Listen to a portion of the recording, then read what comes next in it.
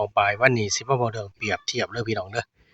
กกล้วยนี่มันสิใหญ่สิเติบโตขึ้นมานี่มันก็สู้กับขี้ดินต้องหาเหยื่อเฮ็ดจั่งใดสิได้ออกมาเป็นกกล้วยมันก็บ่ออกมาจากขี้ดินเด้อพี่น้องเด้อกว่ามันสิใหญ่สิโต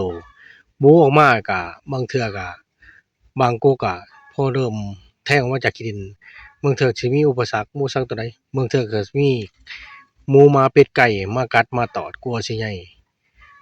พอใหญ่ระยะหนึ่งเด้อพี่น้องก็มีอุปสรรคคือกันพี่น้อง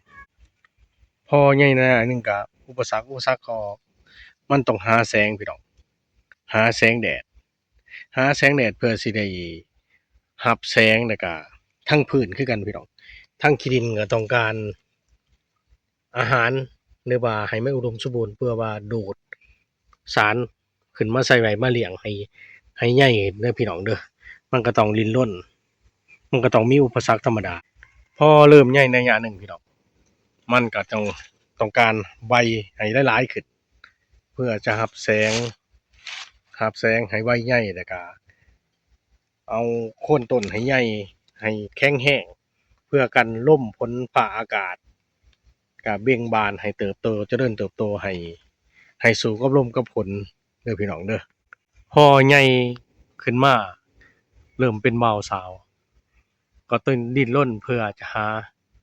แสงให้มันพอดีแต่ว่าอาหารการกินให้มันสมบูรณ์เด้อพี่น้องเด้อ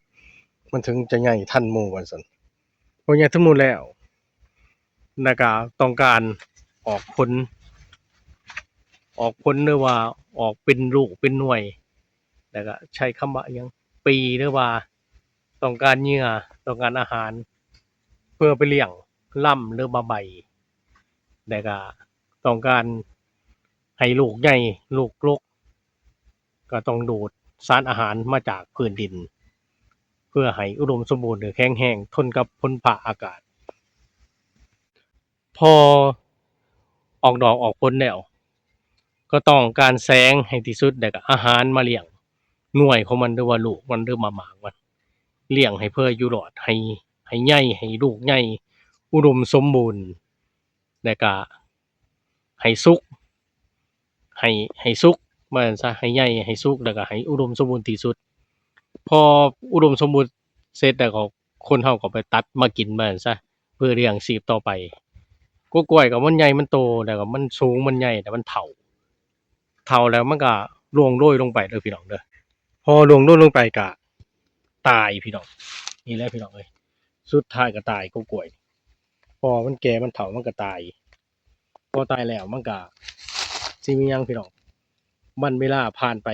บ่เฮิงเปรียบคือคนเด้อพี่น้องเด้อบางคนนี่เกิดมากับจ้องแต่สิเอาเปรียบหมู่ว่าซั่นซะต้องการสิหาผลประโยชน์กับหมู่บ่คิดเผื่อแผ่บ่คิดทำบุญทำทานและบ่คิดว่าถ้าเราเสียคือหมู่สิเป็นจั่งใดมีแต่คำว่าได้อย่างเดียวและบ่คิดสิทำบุญทำทานเด้อพี่น้องเด้อสุดคือกล้วยเด้อลิ้นรนมาสุดท้ายก็เอาหยังไปบ่ได้เกิดก็มีแก่มีเจ็บก็มีตายนี่ก็คือกันนะคือกล้วยคือกันพอใหญ่มาขนาดหนึ่งพอมีลูกออกผลสุดท้ายมันก็ตายเทื่อคนเฮาจงทำดีต่อไปพี่น้องเชื่อว่าทำดีตรงไหนดีอย่าไปคดไปโกงไผเพราะถ้าเฮาไปคดไปโกงผู้อื่นนี่บาปมันสิติดตัวไปตลอดพี่น้องเอ้ยจงทำดีคิดดีทำดีตรงใดดีกดไลค์กดแชร์ให้คำบูทองอินเด้อแล้วคำบูบ้านหน้าพี่น้องทั้งแฟนเพจคำบูทองอินทั้งเฟซก็ทั้ง YouTube กับคำบูบ้านหน้าพี่น้องกดไลค์กดแชร์ทำมักคลิปนี่เด้อคำนี้มาสบายดี